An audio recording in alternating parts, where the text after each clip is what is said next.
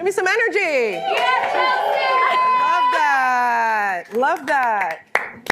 Thank you both for joining. We're so This is the excited. head of brand at TIAA, everyone, and Hi, also everyone. the founder of the podcast Corner Office Breakdowns. If you don't listen to it, please listen to it. She talks about a lot of the things women go through in corporate America. It's a very, very good listen.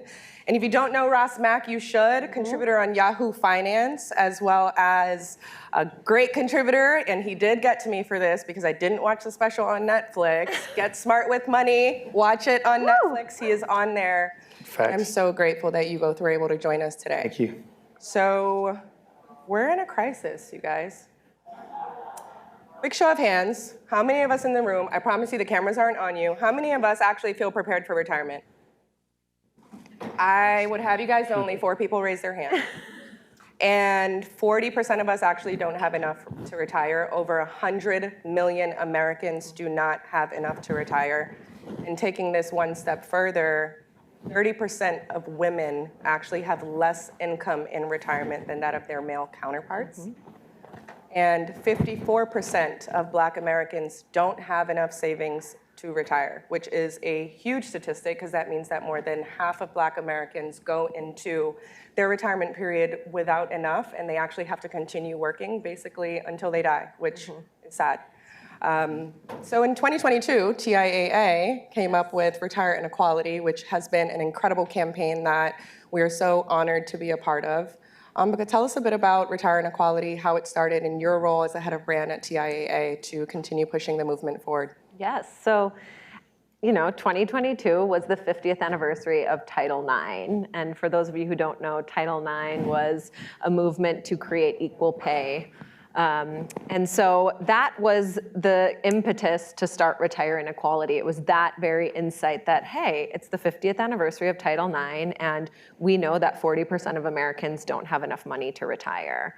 When we started digging kind of more deeply into the issue of retirement inequality, we found that the inequalities go much, much deeper than just Americans or just women. We found that 54% of Black Americans don't have enough to retire and kind of maintain their way of life. And it just felt like, as a brand that had been around for 100 years and started in the nonprofit space and was always a brand that was meant to serve those who serve others, and that's still our mission to this day, it was our fight to take on. And so the retirement gap is something we are striving to solve for. And we say every day that our mission is to help millions more Americans retire with dignity. Which I think is such a beautiful word. It means you can retire and feel good about who you are, what you've done for yourself, and have that sense of stability and pride. But the song you heard before we walked on is called Paper Right. That was our last iteration of Retire Inequality, where we worked with Wyclef Jean, Pusha T, Lola Brooks, Flau'jae, to really come up with something that helped embed the idea of intergenerational wealth and dismantling intergenerational debt in favor of passing on wealth to our families. And so we have done it for women, and we've worked with incredible people and partners to help bring it to life. We've done it in women's sports with the US women's national team. Steph Curry got in the mix when we first started. And now we are shifting to the next chapter, which maybe we'll talk more about. Yes, I definitely plan to ask you more about that. I'm happy that you mentioned Paper Right, by the way. Here's a snapshot of the Paper Right campaign, which was an incredible song. So the mission of the campaign was to actually donate the streaming proceeds to first-generation investors, and we actually were able to meet our target within the first month, which is incredible. Yeah. But not only that, the TIAA-sponsored episode of Jimmy Fallon was actually his second highest episode in previous 2 quarters. Yes. Shout out to Sarah, who's here from NBCU, who got us over the finish line for that. A total of 230 million cross-platform impressions, which is incredible, and 22 million people reached. So it was a fantastic campaign. So happy that we were able to be a part of it. And the best thing was a 440% increase in site visits for us folks in this room, which was amazing because, again, you can have the best mission in the world, but if people don't see it and if people don't know enough to engage with it, the mission sort of falls flat. So that engagement was part of what has made Retire Inequality so special. 100%. Ross, your journey from Wall Street rapper to Maconomics has been incredible. Tell us a bit about your work with TIAA and how you got to where you are today. Yeah, so by a show of hands, how many people were alarmed by the statistics, right? Right, when you keep digging into statistics, you'll see the average American's living paycheck to paycheck. By the year 2040, the black median net worth is expected to be 0. So I started Maconomics because I wanted to do something about it, right?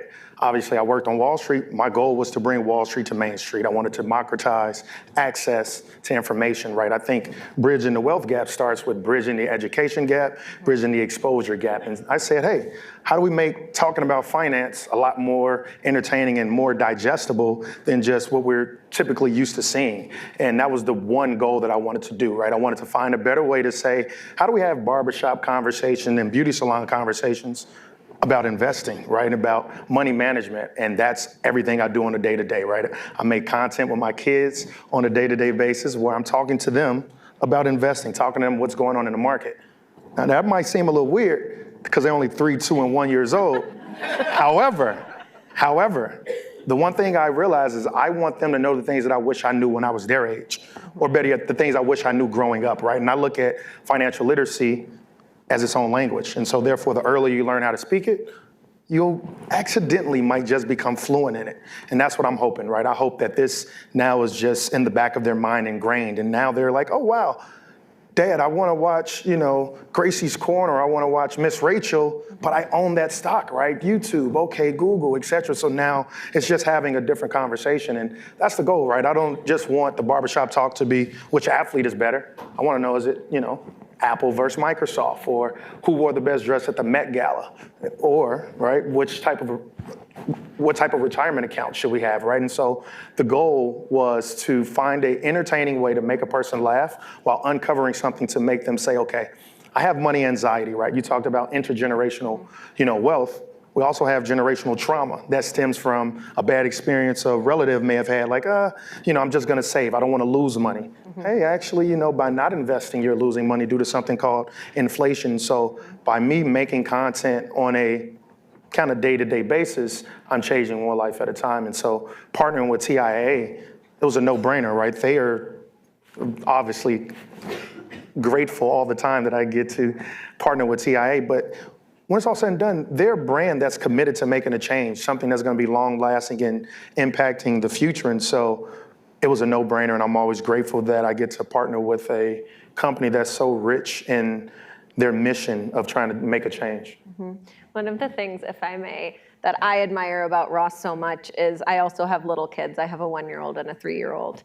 And nobody ever talked to me about money. Money was such a taboo topic. And, my family had come over from India, the first person in my lineage born in the States.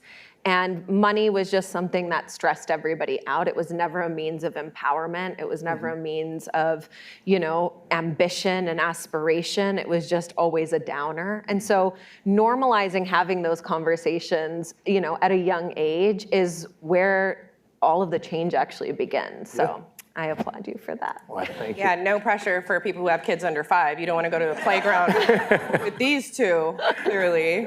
But no, that's great. Ross, you mentioned something about wanting to make sure that these conversations can happen at the barbershop or at the salon and things like that.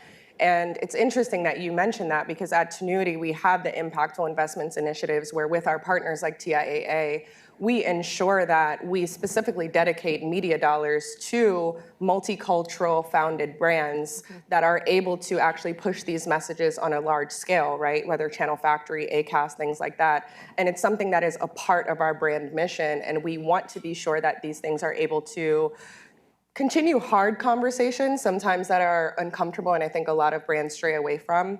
And as the DE&I Council chair, I think a lot of times when I do this work, it gets tough, right? It's an uphill battle when you feel that you are one of the only in these rooms, and a lot of people may not understand the plight of your community and the fact that over half of your community doesn't have it. They're gonna have to work until they die. And one of the things that we find to be most important is having people like us in these rooms. So I'd love to know from both of you, like, how do you continue to give yourself the courage to do this work, knowing that it's an uphill battle, especially with large corporations like TIAA and in the finance industry? I have a mission that drives me personally. This is quite personal, so here we go. Corner office breakdown live. And that is that the money and the power in America is in the wrong hands. And so many people opt out of the workforce because of, you know, the microaggressions or macroaggressions that we face. And I will be the first to say I am very frequently the squeaky wheel in almost every meeting I'm in. I'm the one who's having to be like, yeah, you can't say that, or I really don't think we should invest in this way, or let's do this partnership even though this one seems like it'll be bigger. But for me, what keeps me going is that I want more like conscious, kind, humane people at the top of industries. And so what attracted me to TIAA in the first place is we have Tashunda as our CEO. We have Zara Mirza, who is my manager, who's another South Asian woman. And these are people who get in a room and are making different types of decisions for how money is spent in this country. And those decisions carry a lot of weight. So that is what keeps me going, but it's hard. Yeah. I would say every week I am constantly trying to balance, like, which battle do I need to fight? Because it's exhausting fighting every single battle. But I would say, you know, you have to be the squeaky wheel. Yeah. And even if the squeaky wheel, you know, makes you not everyone's favorite, at least it might change the way some people think. That's what I would say. That's powerful. Right, I started my career in finance on 47th and Broadway at Morgan Stanley. This was 2012. I was the first black guy on my particular high yield sales and trading desk.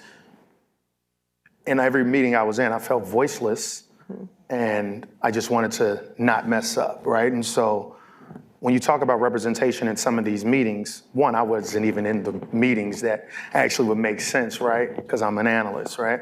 But the one thing I realized is that, you know, in order to truly make a difference, sometimes you have to create your own seat at the table. And that's what I did with social media. It was about being authentic, about finding a way to reach and change lives throughout the world. And that gave me somewhat of leverage to then be able to work with other big brands that are now committed to saying, okay, how can I make a change? And when you're talking about TIAA and other companies that are committed to making a change, some people, you know, committed to making a change kind of 2020 post George Floyd, and then you kind of ask how many of those companies are still around and still committed to it. And so by finding a way to have leverage, now you're able to still make a company that was once committed to it to say, hey, let's still find a way to talk to this particular demographic and here's some issues that I feel as though will resonate and also do well for your brand as well. It's not always stockholders, maybe it's stakeholders, right? And so it's just finding a way to push the envelope and change lives. And so, you know, I think that when we look at it from a corporate standpoint, you know, I'm no longer in those rooms from like working at the companies, but I think that having these type of conversations might sway different people that are in those rooms to say, you know what, maybe let's think about this. Yeah. So Amika, you mentioned being the squeaky wheel, and I love that, right? Because it takes a level of determination to continue to open those doors when they're often closed in your face. Actually, in one of your podcast episodes, you talked about a previous professor that said that you were too emotional to make decisions and to lead, and you talked about how that fueled you in your career to continue to show up every single day. I'm sure that professor's looking at you now like, I was wrong. But tell me a bit about that, especially in finance, where it can feel to be very male-dominated, and we know the statistic for women is 30% less income in retirement. how does it feel to be a woman in those spaces, and how do you continue to show up every day, especially as an Indian woman in these spaces? Yeah, and I think as a mother. As a mother as And well. a youngish woman. Like, it's a very strange place to be. The financial industry is one of, I think, the most archaic in how it navigates intersectionality and people who come from different backgrounds and have different experiences. I would not have worked anywhere but TIAA. Wow. And that is because the mission has diversity baked into it. Yeah. And although it was founded by Andrew Carnegie, a white man, he was always looking, again, to serve those who serve others. And so one of my favorite things about my role as head of brand and how brand is thought of at TIAA is that multicultural sits in my team, corporate social responsibility sits in my team, and events, partnerships, and entertainment sit in my team. And what that allows me to do is be front-footed about all of that in every room I'm in because it's my job. Yeah. And I think one of the biggest flaws in how companies structure DE&I is it's an extra thing. It's a team by itself, and it sits in a silo, or it sits in talent or HR. And I think that's very powerful, and that should be the case for internal employees. But DE&I, multicultural, and community impact also needs to be a big part of how a brand shows up externally. Right. And so to be able to bring that sort of holistic perspective into my job every day is so motivating to me. And I can say, hey, this is my job. Yeah. It's my job to stand here and push. It's my job to represent, the women who retire with 30% less. It's my job to fight for Black Americans who, can't retire with dignity right now. And no one can argue with that. Yeah, and you're doing it well. You're Like, an this is my inspiration job. to many. So thank you for the work that you're doing. And you're obviously doing it well because TIAA actually just won the #2 spot on the Forbes Best Employees for Diversity list. Big round of applause. Just 2 weeks ago, which is a great honor because the company that won #1 is like 5 times the size of you guys. So this is incredible work under the leadership of Tashunda. Yes. So great work that you all continue to do. Ross, your partnerships that you mentioned, Bank of America, you are working with some huge names. You were the 2022 McDonald's Game Changer of the Year. Tell me a bit about how you're able to secure those partnerships while remaining authentic to yourself. I love the word authenticity. I think one, obviously everything comes with a little bit of luck, but a lot of preparation. And so by staying authentic, by staying driven by my mission, I think that brands are able to see that, right? I'm transparent about me, and brands are able to see that level of authenticity that says, I like this person, I would like to work with him, right? That McDonald's Game Changer award ended up leading me to now being their go-to person, to coming in and speaking to the best basketball players in the world, the McDonald's All-Americans. So imagine talking about, investing in financial literacy and money management to LeBron James's son. This kid's a billionaire on accident, and he's attentive saying, okay, I want to learn from him because I'm going to put it in their language, right? And that's the thing, right? When you talk about authenticity, I speak in a language that finance doesn't need to be. Finance does not need to be another language, right? Like, I think we all could agree the same way you talk at your dinner room table is how we can learn about finance, right? When I talk to athletes, I'm saying, listen, who's the greatest coach you ever played for? And I just talked to the Bears on Monday, right? And they raise their hand, they say this. I say, guess what? You're now the coach of your own financial future off the field. Here are the things you have to do. And so when you make it more relatable, it just makes a much better conversation. I talked about it earlier. I think, talking with my kids also is a great thing because, to your point, none of us grew up, well, I won't say none of us. I know I didn't. We could say, Amika didn't. But it is something that my audience finds a way to now see themselves in my children because it's like, okay, I'm almost in the back seat, in the car seat. I didn't know that. And what it is just about turning finance upside down on its head and saying, okay, it's okay to it's okay to be uncomfortable about money. Now let's actually focus and face that. And so a lot of the partnerships that I've developed is giving me a better platform to just reach more lives, right? I think the best thing is getting a DM from someone saying, hey, I'm finally out of debt because I watched this video.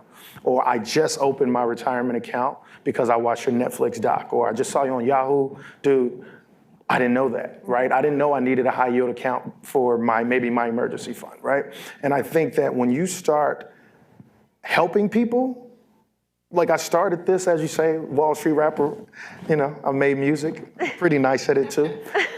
But I started it just to have fun and more importantly, to educate and entertain, right? I was like the urban Jim Cramer, right? The people that are gonna call into my Dave Ramsey-esque show, they're very representative. This not the mom from Idaho. No, this is someone who might be from the Bronx calling, right? And I'm giving them real life advice. And, that ended up just kind of having a lot of organic love. And a lot of brands have said, I would like to work with him.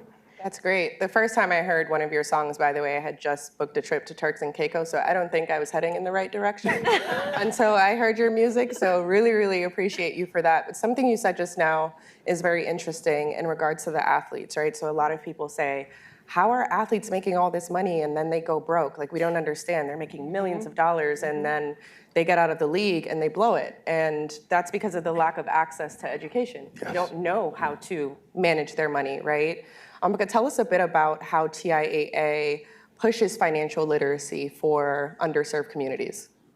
This is one of my favorite topics, the topic of kind of sport and finance merged together. And Allie Featherston, who's right there taking pictures. The GOAT. Allie. The GOAT. She is very involved in sports partnerships for TIAA, and we are very invested in women's sports, actually. And so when Retire Inequality first launched, there was a moment when Abby Wambach was on stage with Kobe, bless, and Peyton Manning.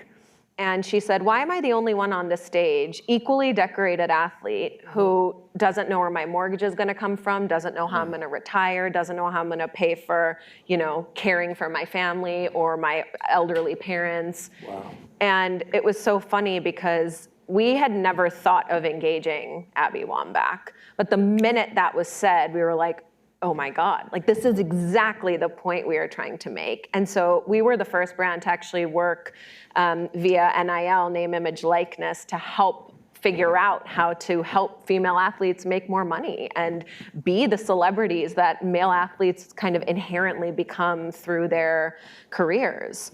And so that level of not just, it's interesting because yes, it's financial literacy. It's also,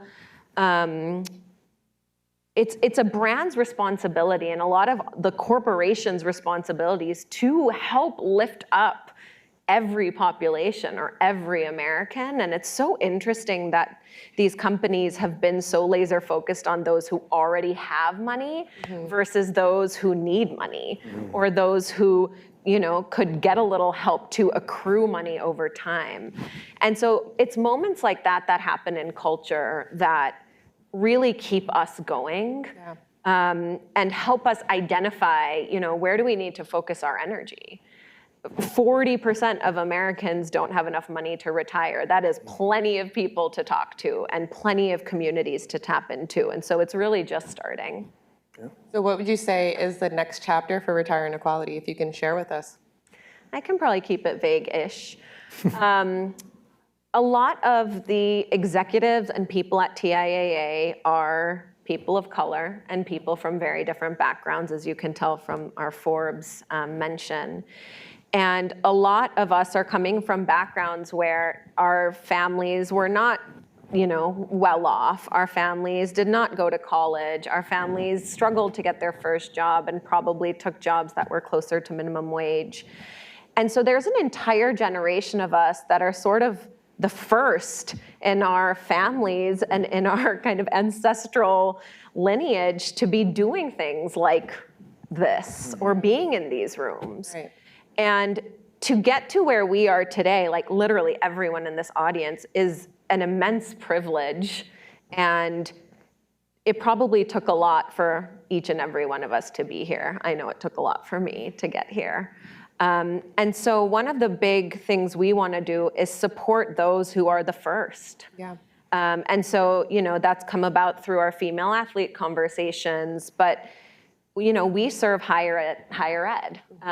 We're a not-for-profit. And so our commitment to higher education and education in general, paired with the massive influx of first-generation students who are coming into college having no guidance, stumbling into their college app because someone next to them on the computer is filling it out, and they're like, what's that? And they just fill out the same app, not knowing how to get financial aid. That population feels so, one, vulnerable, but also passionate and ready and willing and eager to set a different precedent for themselves and their lives moving forward. So we're really curious about how we can help in that space. And one of the most, the statistics are absolutely staggering. So 80% of first-generation students don't make it to graduation. 80%. Wow. It's heartbreaking. And what that ultimately leads to is if you're not graduating, you are making you're going to retire ultimately with 36% less income. So graduation ups your lifetime income 63%. Those are not the exact numbers, but very, very close. And so how do we reinforce that population, these incredible people who are fighting tooth and nail to do this job or do this work, get into college, help their siblings get into college? And the saddest part of all is that when they drop out, it's not because of a semester's worth of tuition, it's because of $250. So that is, I think, where our hearts are right now, and we're trying to figure out how best to move forward in a way that truly supports that next generation, because the best thing we can do as TIAA is close the wealth gap and create more equity in how people make and save money. Well, we are so excited to be a part of it. We're happy that we're able to continue to contribute to that mission, and as an agency, we can continue to drive those conversations forward. And Ross, thank you for making the time to show up today. You were at Yahoo earlier today, weren't you? Yes. You found time for us, so we really appreciate it. And Ambika, thank you so much for stopping by. Thank you, Chelsea. TIAA Maconomics, everyone. Thank you.